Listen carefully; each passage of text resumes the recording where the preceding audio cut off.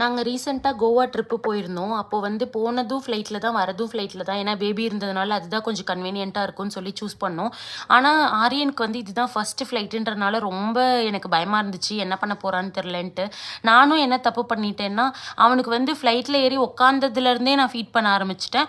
அப்புறம் நம்மளுக்கு கொஞ்சம் அந்த ரன்வேல போயிட்டு மேல ஃப்ளைட் ஏறும் பார்த்தீங்களா, அப்போ வந்து இவன் ஃபீடு ஸ்டாப் பண்ணிட்டான். அவன் எந்திரிச்சு அழுக ஆரம்பிச்சுட்டான். காதெல்லாம் ரொம்ப அடிச்ச மாதிரி இருந்திருக்கும் போல. எனக்கே ரொம்ப கஷ்டமா போயிடுச்சு. எப்படிடா இதை சரி பண்ணுறதுன்ட்டு ஒரு 20 மினிட்ஸ் பக்கம் விடாமல் கேப் விட்டு அழுதுட்டு இருந்தான். ஆனால் அதுக்கப்புறம் இறங்கும்போது கொஞ்சம் அழுகையெல்லாம் நின்றுடுச்சு. திரும்பி வரும்போது நான் என்ன பிளான் பண்ணிட்டேன் அப்படின்னா, ஃப்ளைட் வந்து அந்த ரன்னவேல போயிட்டு இருக்கும்போது நம்ம ஃபீட் பண்ணாமல் கொஞ்சம் பறக்கிற ஸ்டேஜ் வரும்போது ஃபீட் பண்ணோம்னா அவங்க வந்து கொஞ்சம் தூங்கிக்கிட்டு அமைதியாக வந்துடுறாங்க. ஸோ வந்து அந்த ஒன்ஸ் நம்ம மேலே ஏறி பறக்கிற வரைக்கும் தான். அதுக்கப்புறம் பார்த்தீங்கன்னா ஆரியன் நல்லா விளையாண்டுட்டு வந்தான், வேடிக்கை பார்த்துட்டு வந்தான், கத்திட்டு வந்தான். ரொம்ப ஜாலியாக இருந்துச்சு. ஆனால்